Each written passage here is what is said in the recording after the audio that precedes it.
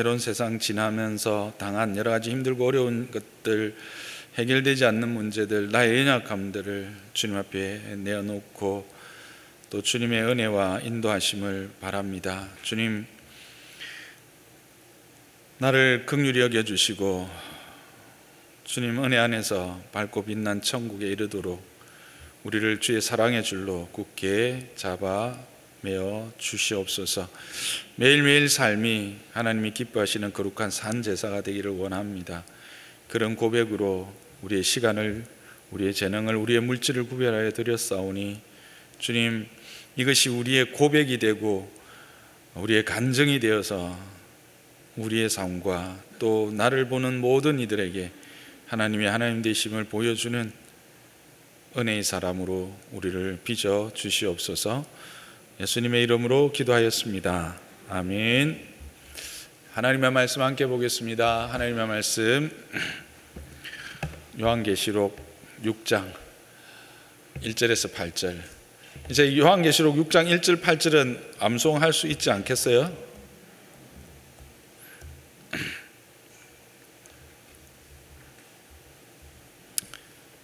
함께 교독하겠습니다. 내가 봄에 어린 양이 7 인 중에 하나를 떼시는데 그때 내가 들으니 내 생물 중 하나가 우레소리같이 말하되 오라 하기로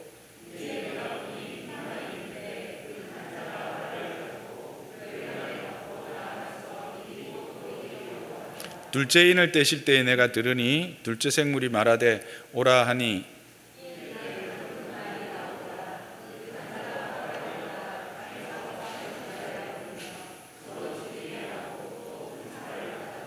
넷째 인을 떼실 때에 내가 들으니 셋째 인을 떼실 때에 내가 들으니 셋째 생물이 말하되 오라 하기로 내가 보니 검은 말이 나오는데 그 탄 자가 손에 저울을 가졌더라.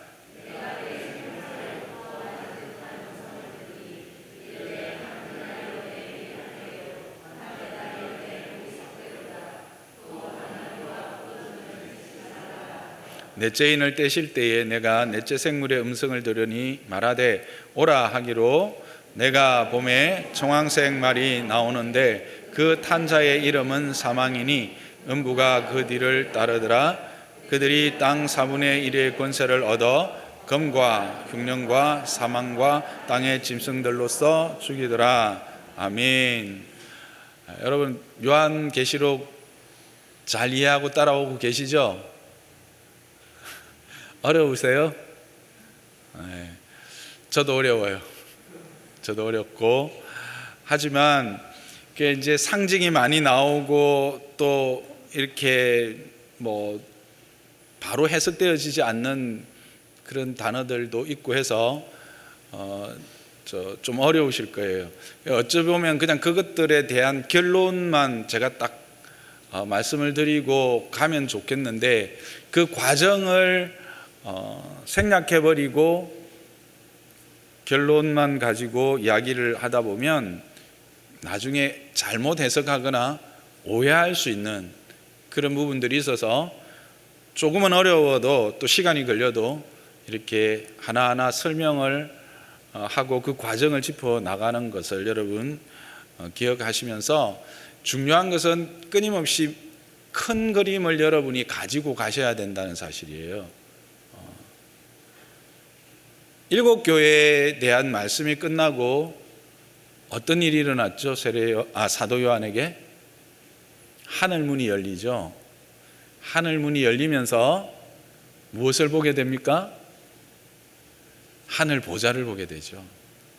그 하늘 보좌, 그 하늘 보좌에 네 생물과 또 24장로들과 그리고 14만 4천과 천하 만국이 함께 그 하늘 보좌를 향하여 찬양하는데 그 보좌 가운데 죽임을 당한 어린 양이 있었고 그 어린 양에게 7 별과 같은 성령이 함께 거하는 모습을 우리는 보았습니다. 같이 기억나시죠? 그런데 그 보좌에 앉으신 이의 손에, 오른손에 뭐가 들려 있었어요? 두루마리가 들려 있었죠. 근데 그 두루마리가 그냥 들려 있었어요? 어떻게 되어 있는 두루마리였습니까? 7인으로 봉해 있는 7인으로 봉해 있는 두루마리가 있었는데, 아니 그 인을 뗄 어떤 사람도 존재도 하늘과 땅에 없었다라는 사실이죠.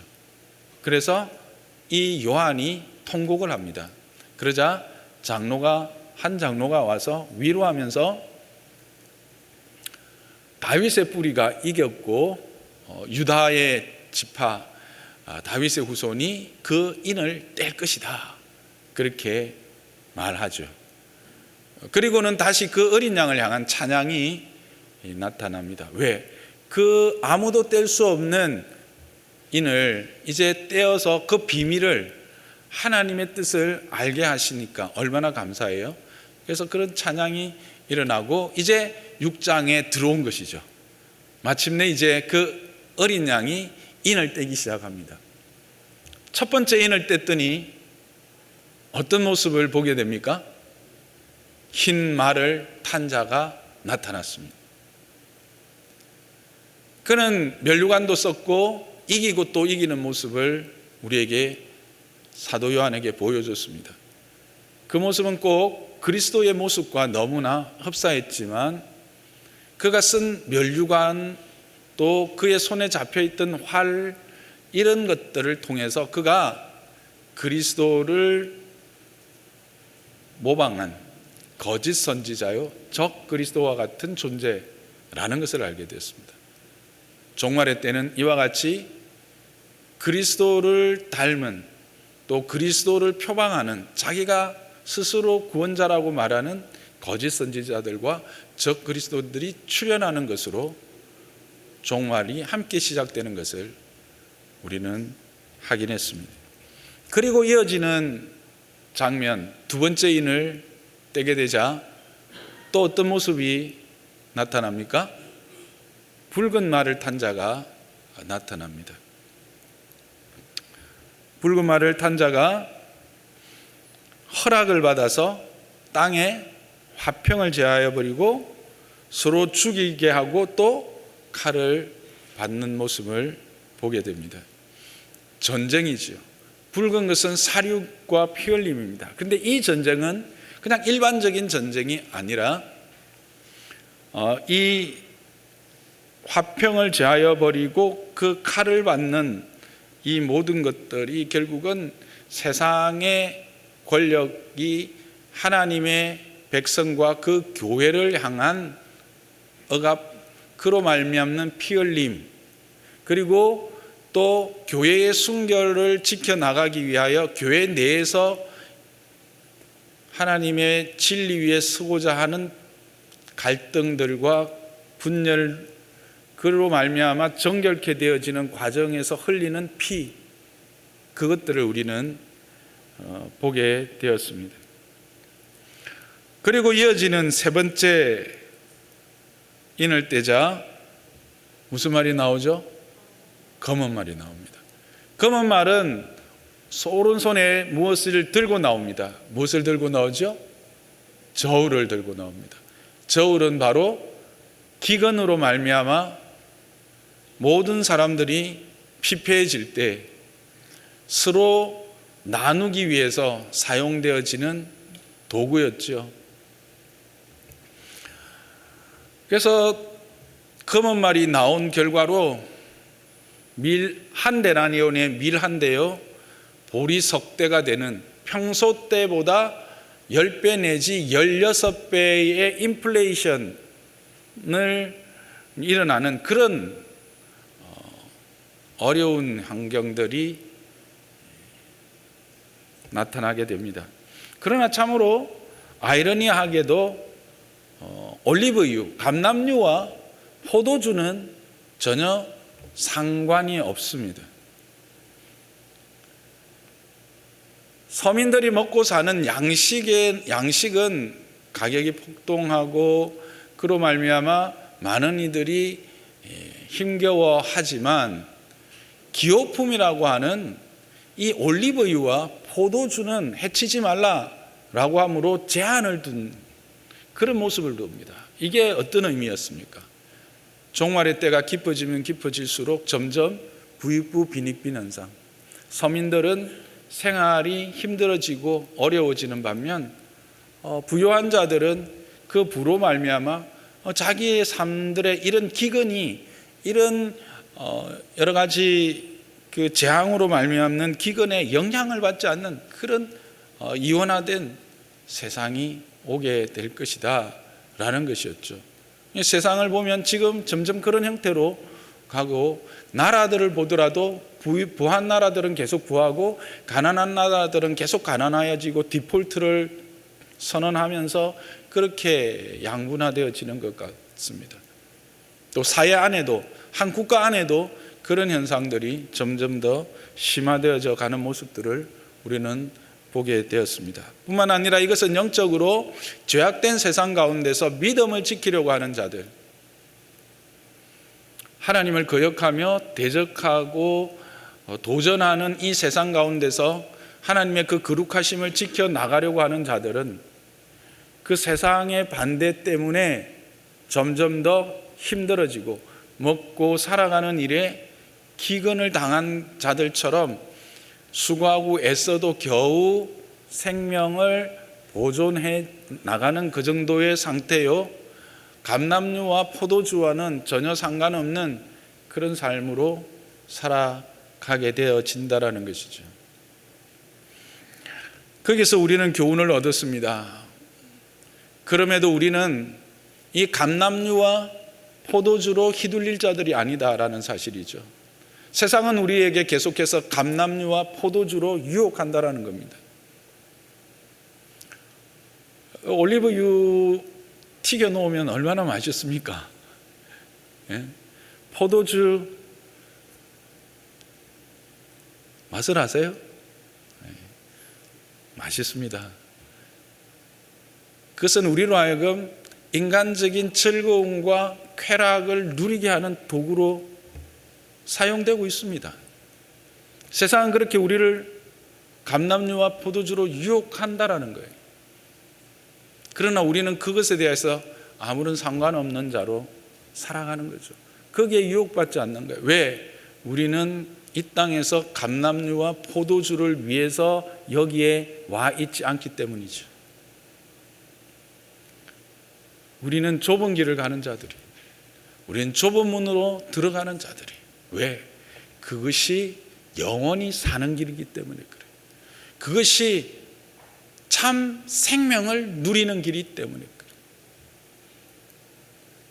그래서 우리는 스스로 내 십자가를 지고 주님께서 말씀하신 좁은 길로 가는 자들이다 라고 하는 것을, 그래서 그 길 끝에서 우리는 주님을 만날 것에 대한 소망을 가지고 이 길을 간다 라고 함께 살펴보았습니다. 오늘은 이제 넷째 인을 떼는 모습을 함께 살펴보겠습니다. 7절, 8절이 실질적으로 오늘의 본문이죠. 넷째 인 역시 어린 양에 의해서 떼어집니다. 그리고 넷째 생물의 호출을 받아서 청황색 말이 나옵니다. 계속해서 반복하고 있는 패턴입니다. 이 모든 일이 누구의 손에 있다라는 것이죠? 어린 양과 그 보좌에 수종드는 네 생물의 손에 의해서, 즉 하나님의 섭리에 의해서 진행되고 있다라고 하는 사실을 우리에게 계속해서 반복해서 말하고 있는 겁니다. 우리는 쉽게 이 앞부분을 놓칠 수 있지만 이 본문을 해석하는 데 있어서 이것은 아주 중요한 해석의 키입니다.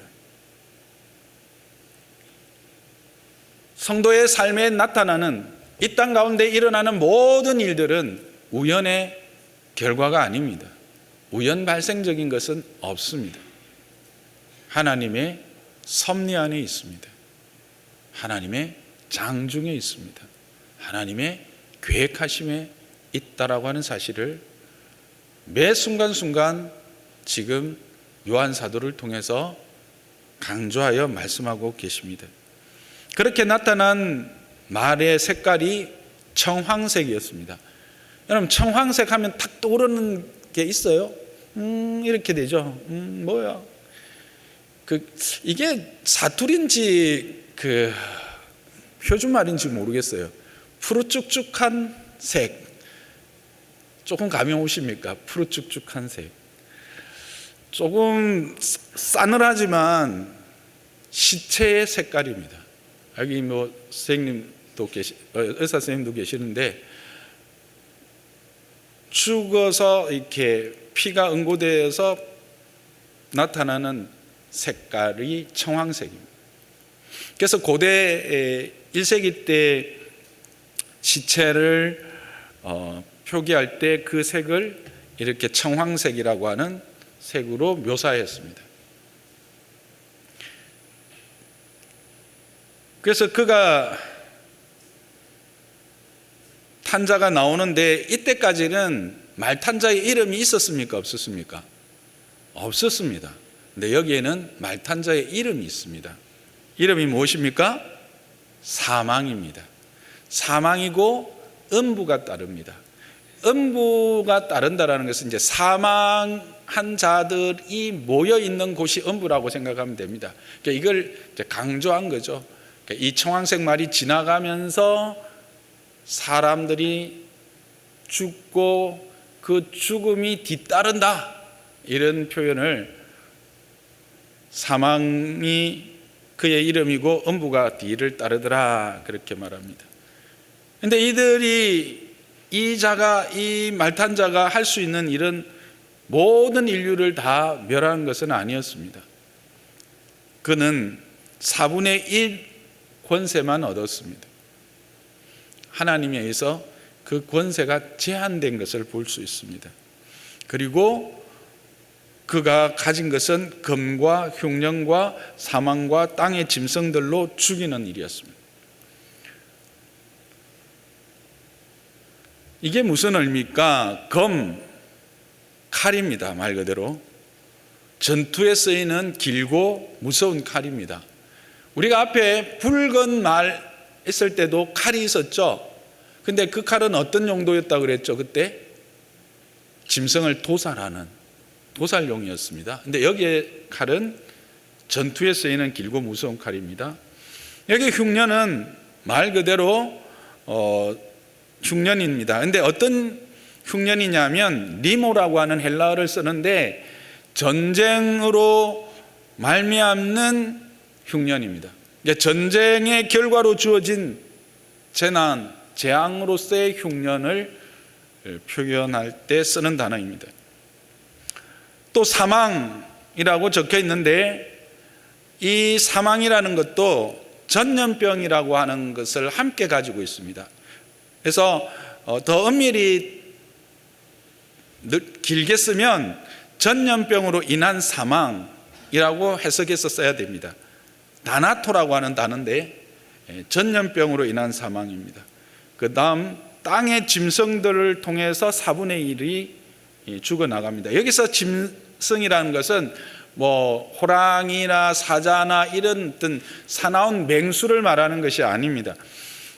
계시록에서 이 짐승, 특히 이제 헬라어로 데리온, 이런 뜻은 성경에서 사단의 뜻을 수행하는 왕국들이나 왕, 세력들을 의미합니다. 그래서 계시록에서는 짐승은 성도를 죽이는 자, 성도들을 경제적으로 억압하는 자, 사단의 지배하에 있는 존재들을 의미합니다. 그러니까 사단의 지배하에 있으면서 성도들을 억압하고, 그래서 성도들을 죽이는 자들로 인해서, 또 전염병으로 인한 죽음으로, 또 전쟁으로 말미암는 흉년으로, 그리고 직접적인 칼의 영향으로 이 땅의 4분의 1의 죽음을 맞이하게 된다라고 하는 사실입니다. 이 4분의 1을 어떻게 해석할 것인가? 25% 떨어지는 그런 의미일까? 그런 의미보다는 참으로 많은 이들이 이와 같이 전쟁과 그 전쟁으로 말미암는 흉년과, 그리고 그 전쟁 이후에 일어나는 전염병과, 또 그 안에서 종교적인 억압을 통한 성도들에게는 직접적인 이런 죽음을 통해서 큰 죽음의 순간이 이 땅에 임하게 된다라는 겁니다. 지나갔을 수도 있고 앞으로 올 수도 있습니다. 정확한 것은 저도 모르겠습니다. 그런데 이런 큰 재앙이 언제 있다? 종말의 때에 나타난다라는 것이죠. 여러분, 이 종말이라는 것 다시 말씀드립니다. 어느 시점을 이야기합니까? 기간을 이야기합니까? 기간입니다. 여러분, 그것부터 잠깐 하면요, 히브리서 1장 1절에서 2절을 한번 보겠습니다. 시작. 옛적의 선지자들 통하여 여러 부분과 여러 모양으로 우리 조상들에게 말씀하신 하나님이 이 모든 날 마지막에는 아들을 통하여 우리에게 말씀하셨으니 이 아들을 만유의 상속자로 세우시고 또 그로 말미암아 모든 세계를 지으셨느니라 합니다. 옛적의 선지자들을 통하여 여러 부분과 여러 모양으로 우리 조상에게 말씀하신 말씀이 무엇일까요? 구약이죠. 그 구약 시대의 모든 시대를 지나 이제 하나님이 이 모든 날의 마지막 언제입니까? 예수 그리스도의 초림입니다. 그래서 예수 그리스도의 초림부터 다시 오시는 시간까지 이 전 기간이 종말의 때다라고 하는 것을 여러분 분명히 기억하시기를 바랍니다. 그러면 진정 그 끝은 언제 올까? 이 4분의 1이 죽어나가는 것이 끝일까? 마태복음 24장 6절을 보겠습니다. 마태복음 24장 6절. 난리와 난리 소문을 듣겠으나 너희는 상가 두려워하지 말라. 이런 일이 있어야 하되 아직 끝은 아니니라. 난리와 난리의 소문을 듣게 됩니다. 갈수록 난리의 소문들은 더 크고 더 끔찍하고 더 흉측합니다. 그런데 이런 것 때문에 두려워하지 말라. 왜요? 이런 일이 있어야 한다라는 겁니다. 있어야 하는 겁니다. 없는 게 비정상, 있는 게 정상. 그러나 뭐가 아니다? 끝은 아니다. 그러면 언제 끝이에요? 24장 마태복음 24장 13절에서 14절 시작. 그러나 끝까지 견디는 자는 구원을 얻으리라. 이 천국 복음이 모든 민족에게 전언되기 위하여 온 세상에 전파되리니 그제야 끝이 오리라. 하나님의 구원의 완성되는 시점이 있다라는 겁니다. 복음이 전파된다라고 하는 것은 하나님의 계획한 시간에 끝점이 있는 것이죠. 하나님의 구원에 완성된 하나님이 계획하신 그 시간까지 이런 난리와 난리의 소문들은 계속되어질 것입니다. 이런 난리와 난리의 소문을 가지고 금방이라도 뭔가 끝날이 올 것처럼 나만 특별히 알고 있어. 나 따라와. 우리 따라와. 우리 안에 들어와야 진짜 구원을 얻을 수 있어. 라고 조용히 속삭이는 사람은 다 가짜다. 아시겠습니까? 의외로 여기에 많이 쏘아갑니다. 뭔가 특별한 일에 참여하고자 하는 자기들만 특별하다고 말하는 자들에게 너무 많이 넘어갑니다. 하나님은 밝히 말씀하셨습니다. 그리고 우리는 빛에 속한 자들입니다. 빛에 속한 자들은 그 징조를 통해서 그 날을 안다 모른다? 안다라고 성경은 분명히 이야기하고 있습니다. 두려워하지 마세요. 그리고 그 날이 온다고 해도 저와 여러분은 어디에 있을까요? 주님이 오실 때 들려서 주님 공중에서 맞이할 줄 믿습니다. 어쨌든 그래서 4분의 1이 그렇게 죽임을 당해 음부로 가게 된다라고 하는 것입니다. 이것은 어떻게 해석할 수 있을까요? 말세에 나타나는 보편적 재난을 말하고 있습니다. 말세 때는 이런 보편적 재난, 전쟁과 그로 말미암는 흉년과 전염병과 그리고 종교적인 억압으로 말미암는 여러 가지 힘든 시간들이 따라올 것이다라는 겁니다. 지난번에 말씀드렸지만 목사님 대한민국에 어떻게 그렇게 종교적인 억압이 있습니까? 라고 하지만 여러분, 우리의 시각은 어디를 바라봐야 됩니까? 이 땅 전체를 봐야 됩니다. 여러분, 20세기에 순교자가 많을까요? 1세기부터 20세기까지 19세기까지 모아놓은 전체 순교자의 숫자가 많을까요? 20세기에만 순교한 순교자의 숫자가 1세기부터 19세기까지 순교한 사람들의 숫자보다 더 많다는 사실입니다. 놀랍죠? 우리는 지금 우리가 살고 있는 이 대한민국, 특히 30년대까지 칩시다. 30년대부터 지금 2022년까지 이 시간을 살아가는 우리들로 보니까 순교자가 없는 것 같아요. 특히 45년 이후는 6.25 있었다 치고 끝나고 50년부터 이렇게 보면 53년이구나. 자꾸 이렇게 뒤로 가지. 53년부터 지금까지를 보면 70년 동안 그런 일 별로 없었죠. 그러다 보니까 우리는 그냥 이게 남의 일처럼 들려질 수 있어요. 그러나 전 지구적으로 보면 이 시대에 순교자가 더 많다라고 하는 사실이에요.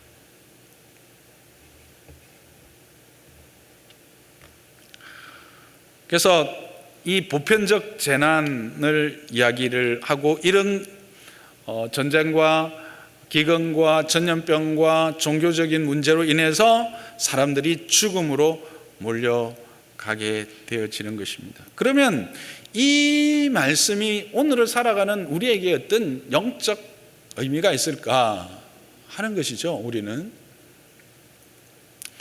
에스겔서 14장 21절을 함께 보겠습니다. 에스겔서 14장 21절에서 23절까지를 함께 보는데, 함께 보겠습니다. 시작. 주 여호와께서 이같이 이르시되 내가 네 가지 중한 벌 곧 칼과 기근과 사나운 짐승과 전염병을 예루살렘에 함께 내려 사람과 짐승을 그 중에서 끊으리니 그 해가 더욱 심하지 아니하겠느냐. 22절. 그러나 22절 보여주세요. 네, 21절이니까 한 절 넘겨주세요. 시작. 그러나 그 가운데 피하는 자가 남아있어 끌려 나오리니 곧 자녀들이라. 그들이 너희에게로 나오리니 너희가 그 행동과 소행을 보면 내가 예루살렘에 내린 재앙 곧 그 내린 모든 일에 대하여 너희가 위로를 받을 것이라. 너희가 그 행동과 소행을 볼 때에 그들에 의해 위로를 받고 내가 예루살렘에서 행한 모든 일이 이유 없이 한 것이 아닌 줄을 알리라. 주 여호와의 말씀이니라. 21절을 다시 한번 보면요, 거기서 네 가지 중한벌이 나옵니다. 칼, 기근, 사나운 짐승, 전염병.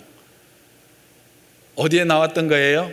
방금 요한계시록 7절, 8절에 나왔던 거예요. 이게 뭘 말하냐면 이 네 가지는 하나님이 그의 불순종하고 하나님을 대적하는 자들에게 행하시는 심판의 일반적인 형태다라는 거예요. 그래서 계시록에 있는 이 청황색 말에 의해서 일어났던 그것들이 미리 구약의 백성들을 통해서 동일하게 말씀되어져 있었던 거죠. 즉 하나님을 대적하는 세력, 하나님을 거부하는 세력, 그런 세력들은 하나님이 늘 어떻게 이와 같이 전쟁과 기근과 전염병과 짐승, 어떤 그 종교적인 그런 억압을 통해서 하나님이 다스리셨던 거예요. 심판하셨던 거예요. 이걸 통해서 우리는 그래서 뭘 먼저 생각해야 될까요? 그것은 하나님은 오래 참으시는 분이십니다. 아멘이시죠? 하나님은 오래 참으십니다. 그러나 그 참으심이 무한하지는 않다라고 하는 사실입니다. 하나님의 때가 차면 반드시 심판이 있다라는 것입니다. 하나님의 헤아림 앞에 서야 될 때가 있다라는 것을 말씀하고 계시는 거예요. 이스라엘 백성이 그랬어요. 하나님이 오래 참으셨어요. 한없이 참아 기다리셨어요. 그러나 하나님이 계속 경고하셨죠. 경고하시면서 이런저런 민족을 일으키시기도 하고 그다음에 전염병과 이런 일들을 행해서 기근을 행해서 하셨지만 안 되니까 결국 바벨론을 통해서 전체적인 심판을 하신 거죠. 이 땅, 인류, 하나님이 오래 참으십니다. 참으신 중에 그 아들 예수 그리스도를 보내주셔서 분명한 구원의 길도 열어주셨습니다. 그래도 안 따라와도 참으십니다.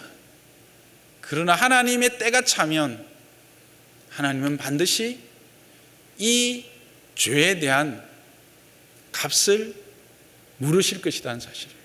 하나님의 심판이 있다라는 것을 잊지 않아야 합니다. 우리 개인에게도 동일합니다. 우리는 때로 하나님의 뜻을 따라 살지 않고 내 뜻대로 살면서 내가 뭔가 잘 되는 것 같습니다. 그래도 대충 살아도 아무 일 일어나지 않는 것 같습니다. 하나님의 오래 참으심이구나. 아멘, 할렐루야. 그렇습니다. 하나님은 오래 참으십니다. 그러나 하나님이 그것에 대해서 반드시 물으실 때가, 값을 따지실 때가 있다라고 하는 사실입니다. 그 하나님의 오래 참으심을 시험하는 자들이 되지 않기를 주님의 이름으로 부탁합니다. 하나님의 이 오래 참으심을 시험하다가 얼마나 많은 이들이 멸망으로, 나락으로 떨어졌는지를 모릅니다.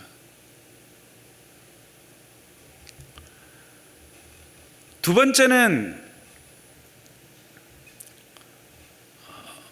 하나님이 이런 심판을 통해서 매만 드는 하나님은 아니시다. 이 심판 안에는 분명한 또 다른 뜻이 있다라는 것이죠. 22절 끝에 보면 너희가 위로를 받을 것이다. 23절에도 그들에 의해 위로를 받을 것이다 겁니다. 그들이 누구일까요? 그 환난의 시간을 통과한 자들, 이사야서를 통해서 보면 남은 자들, 이 환난의 때를 통과한 자들, 그들을 통해서 위로를 얻을 것이다 합니다. 어떤 위로입니까? 행동과 소행을 볼 때에. 이게 무슨 말이죠? 하나님은 이런 시험을 통해서 믿음의 백성들, 자기의 자녀들을 충동하십니다. 그들의 심령을 두드리십니다. 그들의 심령 깊은 곳에 찌꺼기들을 분명히 보게 하십니다. 내가 어떤 상태인지를 깨닫게 하십니다. 그거를 의도적으로 계속 거부하면 결국 멸망으로 갈 수밖에 없죠. 그러나 이런 시간들을 통해서 뭘 보게 한다고요? 나의 심령 깊은 곳에 있는, 그리고 내가 왜 이런 상황 가운데 있을 수밖에 없는지, 또는 하나님이 이걸 통해서 어떤 계획이 있으신지에 대하여 내 심령 가운데 말씀하여 주시는 거죠. 때로는 내 죄악을 깨닫게 하든지, 때로는 나를 더 온전케 하시는 계획이 있는 것을 깨닫든지, 그것을 분명히 확인하고 깨닫고 나서는 나오는 모습이 어떨까요? 다르다는 거예요. 우리를 정금같이 빚으신다는 의미가 그런 것이죠. 그래서 우리를 그렇게 이것을 통과하여 나오는 자들의 행동과 소행, 즉 그들의 변화된 삶을 통해서 이게 되는 거예요. 그 이유였구나. 하나님이 내게 그렇게 하신 이유가 이것 때문이었구나. 위로를 얻는다라는 거예요.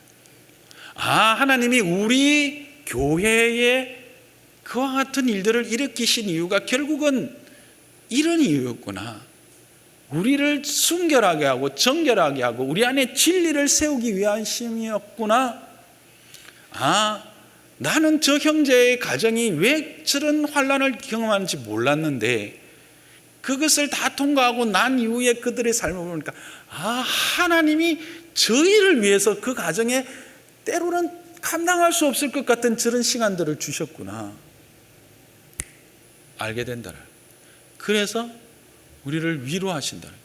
즉 우리의 하나님의 사람다움으로 빚어가는 그런 은혜의 시간이 되기도 한다라는 사실입니다. 그래서 하나님은 이 하나님의 전 역사의 시간 안에 다양한 형태로 간섭하세요.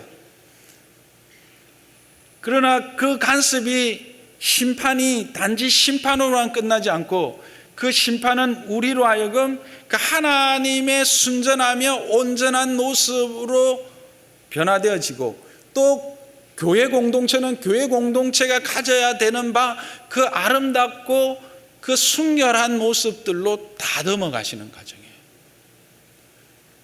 우리는 그것을 이런 말씀을 통해서 이제 확인하고 있으면 그런 시간들이 올 때 두렵겠어요? 두렵지 않겠어요? 두렵지 않다라는 거예요. 이사야서를 한번 보겠습니다.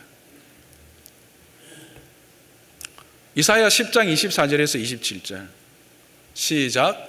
그러므로 주 만군의 여호와께서 이르시되 시온에 거주하는 내 백성들아 아수르가 애굽이 한 것처럼 막대기로 너를 때리며 몽둥이로 들어 너를 칠지라도 그를 두려워하지 말라. 내가 오래지 아니하여 네게는 분을 그치고 그들은 내 진노로 멸하리라 하시도다. 만군의 여호와께서 채찍을 들어 그를 치시되 오레 바위에서 미디안을 쳐 죽이신 것 같이 하실 것이며 막대기를 드시되 바다를 향하여 애굽에서 하신 것 같이 하실 것이라. 그날에 그의 무거운 짐이 내 어깨에서 떠나고 그의 멍에가 네 목에서 벗겨지되 기름진 까닭에 멍에가 부러지리라. 24절 보세요. 지금 이스라엘에게서 아수르와 애굽은 어떤 존재입니까? 막대기와 몽둥이입니다. 막대기와 몽둥이는 뭘 의미하죠? 나를 치는, 공격하는, 지금 나를 두렵게 하고 지금 나로 하여금 공고한 상태에 빠지게 하는 어떤 존재이거나 어떤 상황이거나 그런 것들이에요. 그런데 그것을 뭐 하지 말라? 두려워하지 말라라는 거예요. 우리는 믿음의 걸음을 걸어가다 보면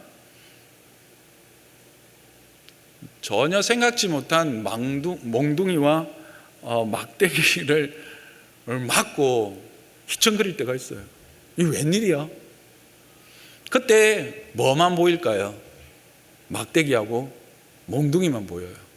하나님은 안 보여요. 나도 안 보여요. 그때 누굴 봐야 될까요? 먼저 나를 보는 거예요.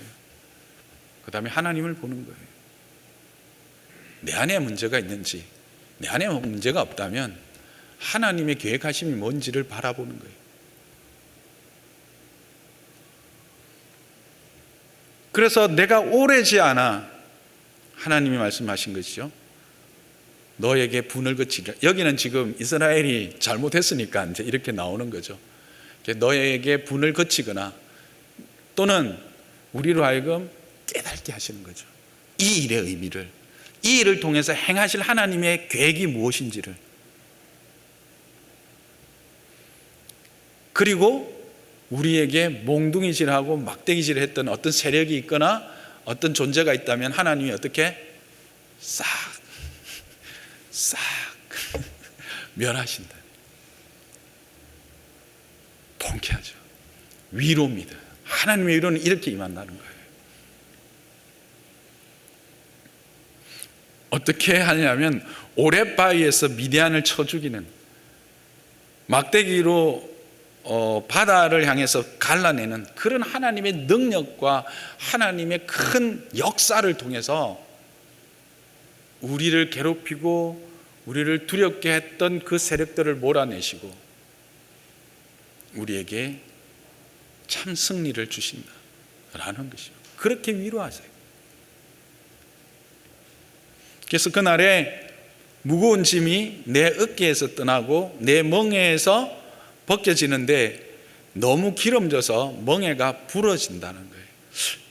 이것은 저는 잘 모르겠어요. 멍에를 안 매봤던 세대가 돼서 멍에에 기름이 많이 들어가면 이게 약해지나요? 일부러 옛날에 나무에 기름을 이렇게 먹였던 것 같기는 한데 오히려 어쨌든 그냥 미끌려 가지고 떨어져서 부서진 것인가요?